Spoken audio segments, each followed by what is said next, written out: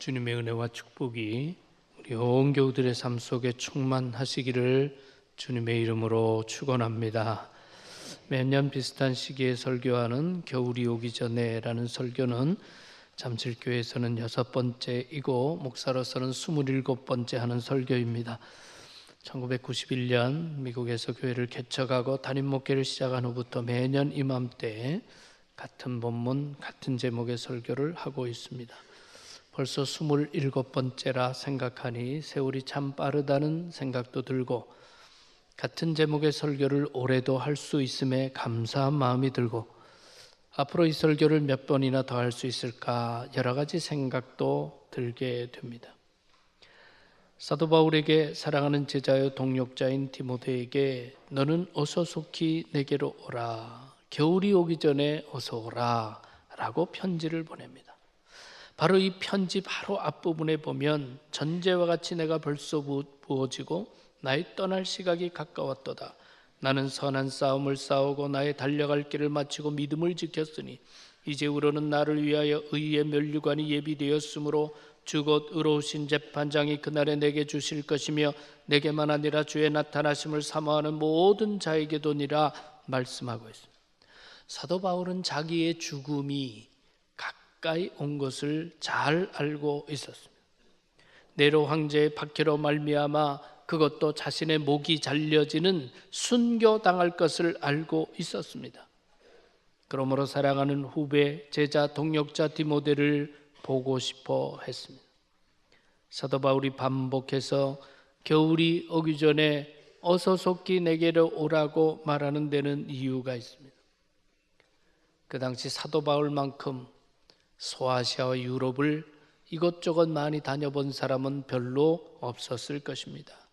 바울이 분명하게 알고 있는 것은 겨울이 오면 지중해 풍랑과 바람이 불어서 배가 더 이상 다닐 수 없다는 사실이지요.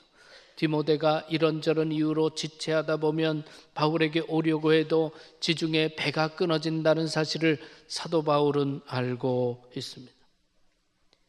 이 땅에서 마지막이지만 꼭 만나보고 싶고 대하고 싶기에 겨울 전에 어서 속히 내게 오라고 간절한 편지를 내고 있습니다. 우리 인생에서는 결코 미룰 수 없는 것들이 있다라는 뜻입니다. 겨울이 오기 전에 27번째 매년 설교하는 동안 제가 사랑하는 분들이 제 곁을 떠나지 않았던 해는 단 한 번도 없습니다. 올해도 신실하신 교우들 중에 인생길에서 만난 소중히 여기는 분들, 꿈 많은 젊은이까지도 인생의 겨울을 맞이하였습니다.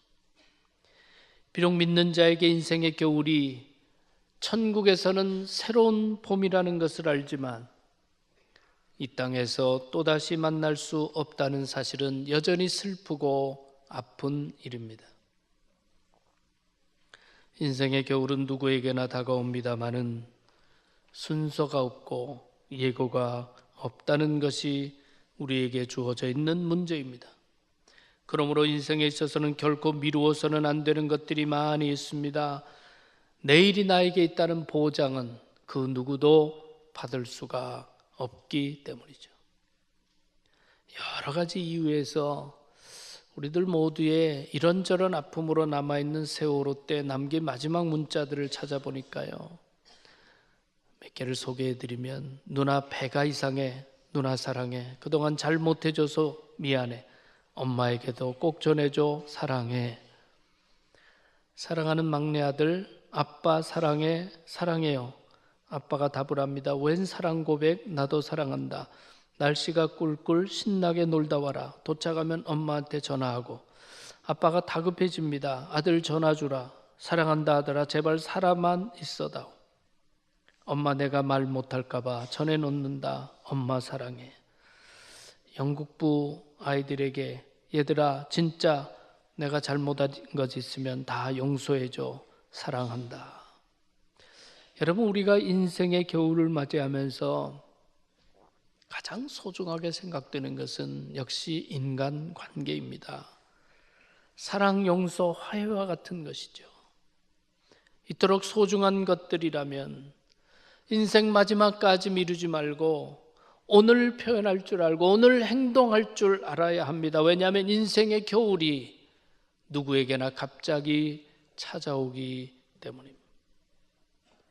바울은 디모데에게 몇 가지 부탁하고 있습니다. 내가 올 때 마아가를 데리고 오라. 내가 올 때 내가 들어와 가보의 집에 둔 겉옷을 가지고 오라. 내가 올 때 책은 특별히 가죽 종이에 쓴 것을 가져오라. 마가를 데려오라고, 겉옷을 하나 갖다 달라고, 가죽 종이에 쓴 성경책을 갖다 달라고 요청하고 있습니다. 이 세 가지는 결코 내일로 미룰 수 없는 중요한 것들을 우리에게 깨우치고 있습니다. 첫 번째로 마가를 데려와 달라고 요청합니다. 이것은 화해와 용서의 요청입니다. 사도 바울의 인생에서 마지막 순간에 가장 중요한 존재들은 역시 사람들이었습니다. 그의 마지막 편지, 마지막 부분을 읽어보면 여러 인물들이 계속해서 나오고 있습니다.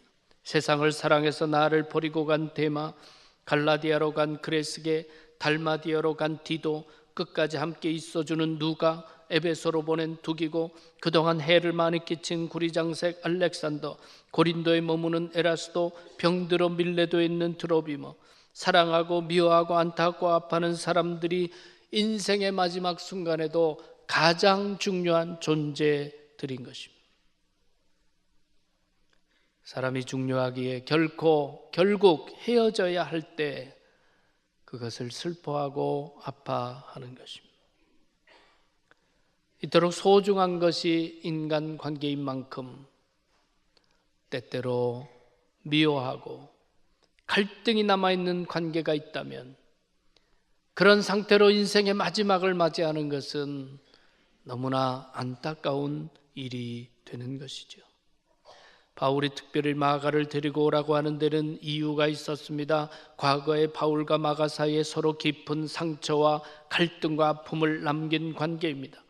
제1차 세계 선교 여행 중에 마가는 그만 도중 하차하고 말았습니다. 이유는 어디에도 나와 있지 않지만 함께 선교 여행 떠났다가 마가는 도중 하차하고 집으로 돌아옵니다. 늘 철저하기 원하는 사도 바울은 이런 마가를 끝까지 용납하지 않습니다. 문제는 두 번째 선교여행 때 늘 격려자의 자리에 있는 바나바는 이 마가를 다시 데려가 가자고 요청하고, 철저한 바울은 절대로 데려가지 못한다. 이 마가로 말미암아 두 지도자 사이에 갈등이 생기고 다툼이 생깁니다. 결국 선교여행도 바울은 실라를 데리고 이쪽으로 가고 바나바는 마가를 데리고 저쪽으로 떠나게 되었습니다. 분명 바울과 마가 사이에는 갈등이 있고 아픔이 있었던 존재입니다. 사도 바울이 이 땅의 삶을 마무리하는 순간 마가를 내게도 데려와 달라고 요청하는 것 아니겠습니까? 진정한 용서를 원하고 화해를 원하고 피차 격려와 사랑을 원하는 뜻 아니겠습니까? 겨울이 오기 전에, 원해도 할 수 없는 순간이 오기 전에 신앙인으로 화해와 용서를 얻어낼 수 있어야 합니다. 그 유명한 C.S. 루이스는 어린 소년 시절에 기숙사가 있는 사립학교에 보내졌다고 합니다. 그곳에서 잔인하고 냉정한 교장 선생님으로부터 많은 상처와 고통을 받았습니다. 학생들이 영감이라고 별명으로 부르는 교장 선생님의 손으로 매도 많이 맞았다고 합니다. 어린 C.S. 루이스는 이 마음의 상처가 화석처럼 깊이 새겨져서 성인이 돼서도 그것을 극복할 수 없었습니다. C.S. 루이스가 34살 되었을 때 인격적으로 주님을 만나게 됩니다. 주님의 사랑과 용서를 깊이 체험하고 바로 그 힘으로 그 심령 깊은 곳에 유령처럼 괴물처럼 자리하고 있는 그 영감을 용서할 힘을 얻게 되었다는 것입니다. 이미 세상을 떠나버린 옛날 교장 선생님이지만 그 인생에서 자리하고 있는 그 증오, 성령의 도우심으로 용서하고 그 마음에서 떠나보낼 수 있었다는 것이죠.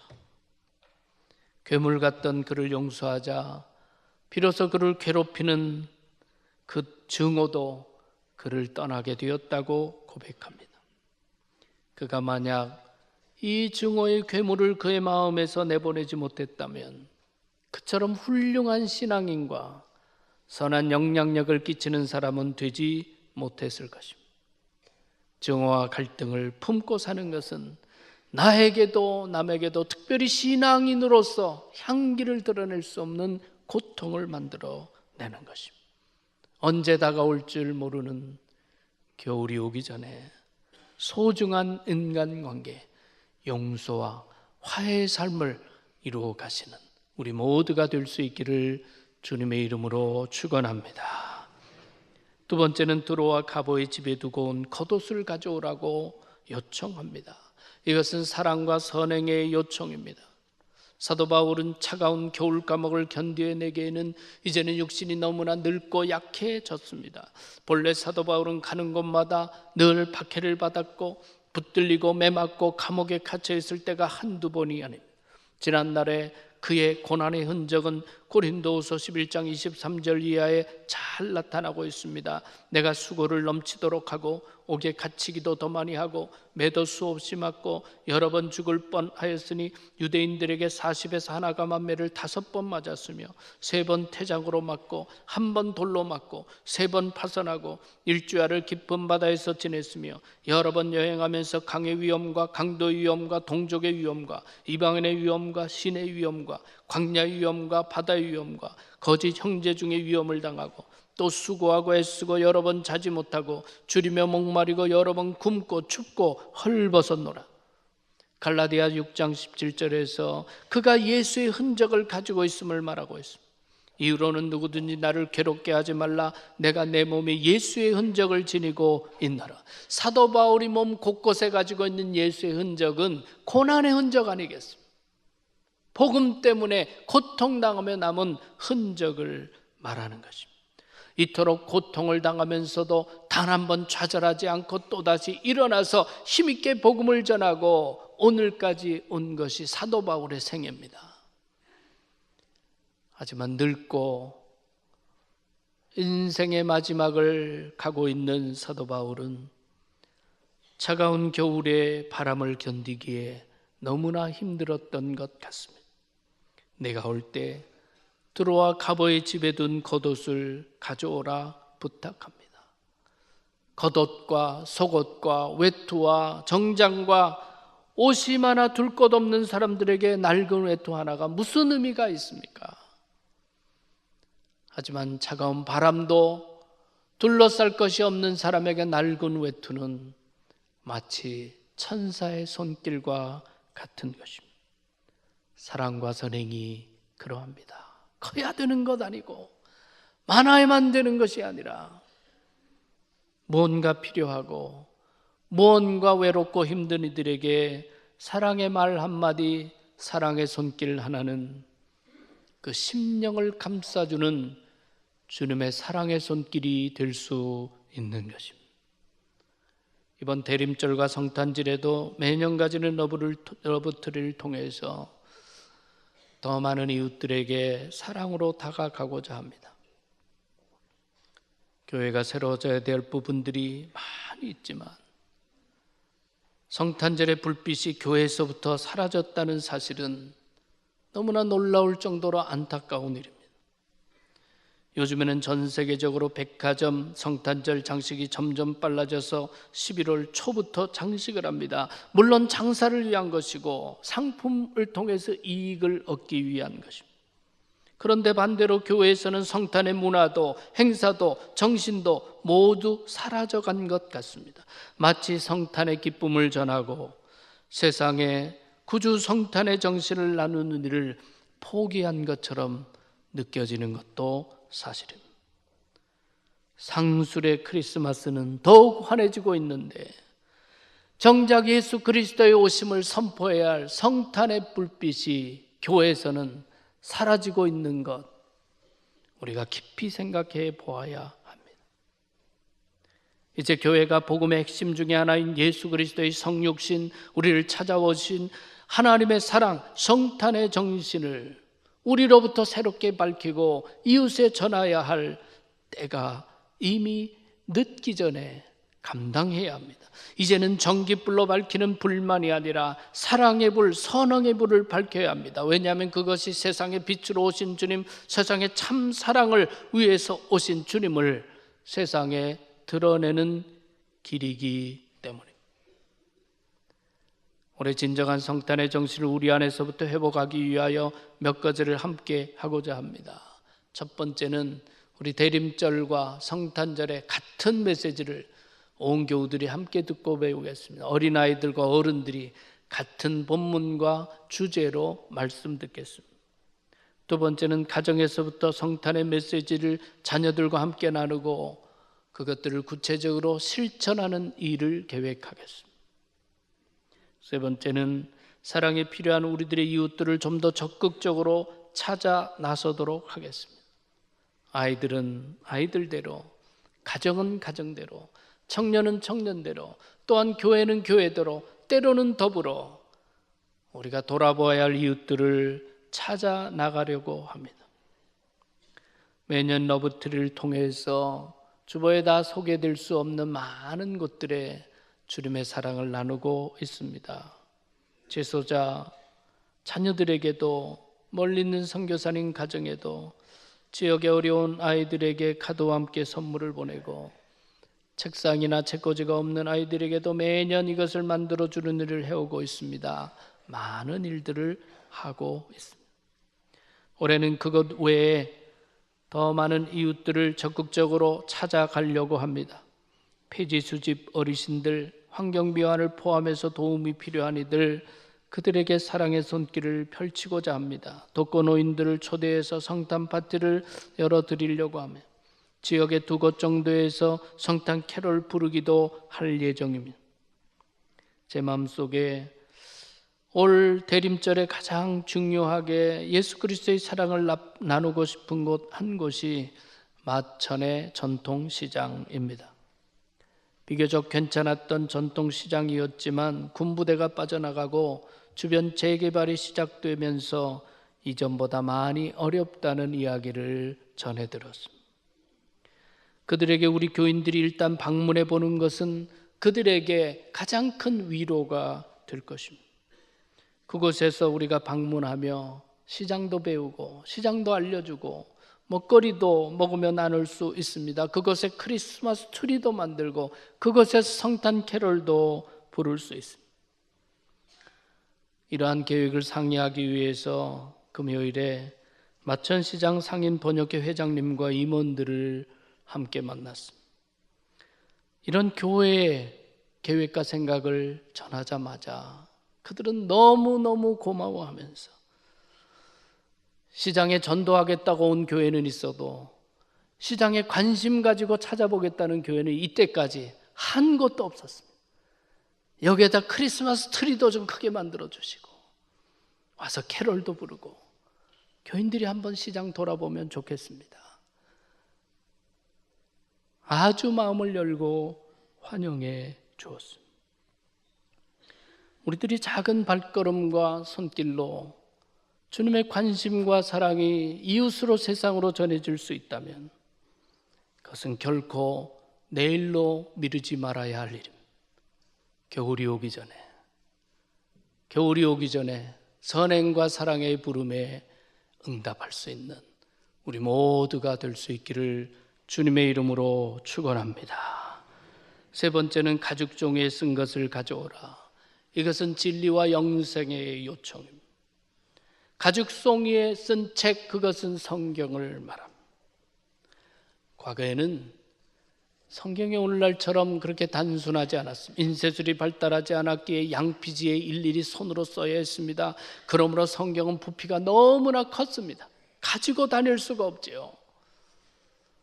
사도 바울처럼 특별히 이것저것을 다녀야 하는 경우는 더더욱 가지고 다닐 수가 없습니다.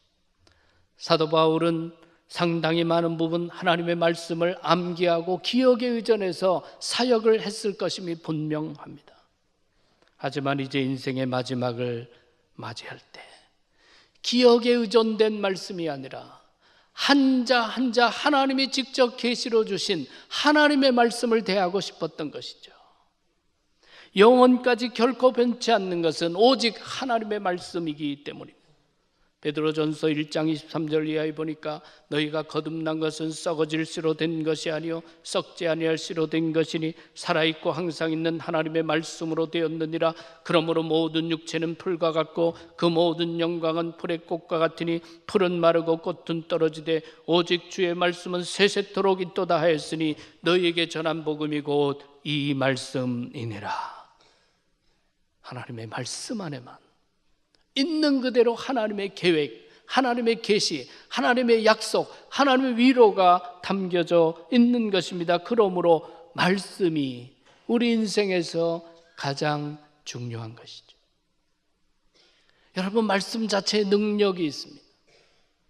하나님이 주신 약속은 변치 않습니다. 미국 교회사에서 특별히 침례교도 가운데 특별한 인물이 하나 있어서 소개합니다. 엘리아스 키치라고 하는 사람인데, 그는 1600년대에 영국의 매우 유명한 벤자민 키치라고 하는 목사의 아들이었습니다. 그러나 그는 불량아로 성장했어요. 부끄러운 과거가 너무나 많이 있고, 그러나 엄격한 부모님 밑에서 살 수가 없으니까 멀리 도망을 갑니다.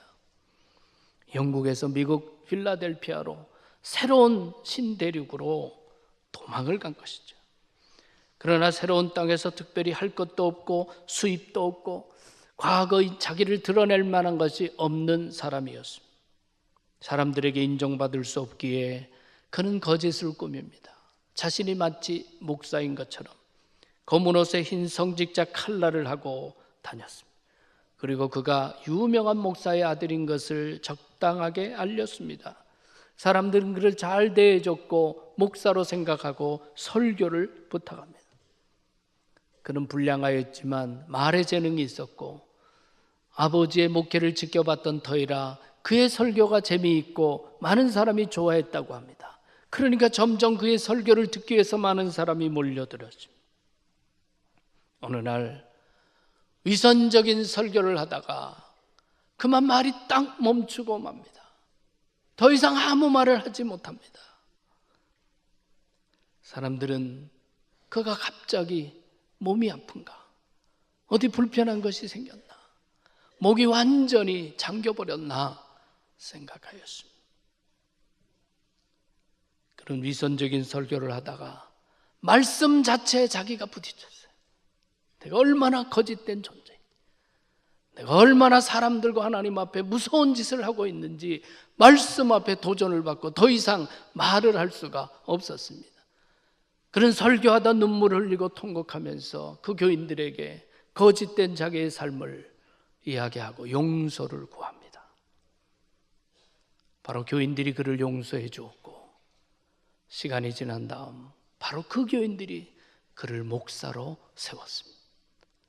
그는 변화된 사람으로 열정적으로 설교하고 복음을 전합니다. 1688년부터 펜실바니아 미국 동부 전혀 침례교가 없던 곳에서 교회들을 세웁니다. 그리고 고향 영국으로 돌아가서 침례교회를 세우고 역사적인 자취를 남기게 됩니다. 여러분, 말씀 자체에 권능이 있습니다. 왜냐하면 그것이 하나님이 친히 주신 계시고 약속이고 성령을 통해서 주신 하나님의 뜻이기 때문입니다. 인생의 겨울을 맞이할 때 하나님의 약속 없이 어떻게 인생의 겨울을 맞이할 수 있겠습니까? 인생의 겨울은 누구에게도 예외 없이 어느덧 다가옵니다. 인생의 겨울이 오기 전에 우리들이 응답해야 할 것들이 있습니다. 결코 미루지 말아야 합니다. 마가를 데리고 오라. 화해와 용서의 요청입니다. 들어와 갑오 집에 두고 온 겉옷을 가져오라. 사랑과 선행의 요청. 가죽 종이에 쓴 것을 가져오라. 진리와 영생의 요청입니다. 겨울이 오기 전에 주님의 부르심 앞에 응답하고 아름다운 인생을 살아가는 우리 온 교우들이 되시기를 주님의 이름으로 축원합니다. 기도하겠습니다. 사랑의 주님, 어김없이 올해도 겨울이 다가옵니다. 인생의 겨울도 누구에게든지 다가오는 것을 저희들이 알고 있습니다. 겨울이 오기 전에 어서 속히 내게로 오라는 말씀처럼 마땅히 신앙인으로 응답해야 할 것들 응답하며 살게 하여 주시옵소서. 우리 인생의 아름다운 자취를 남길 뿐 아니라 인생의 겨울도 찬송과 감사로 맞이할 수 있도록 준비된 삶을 살게 하여 주시옵소서. 예수 그리스도 이름으로 기도하옵나이다. 아멘.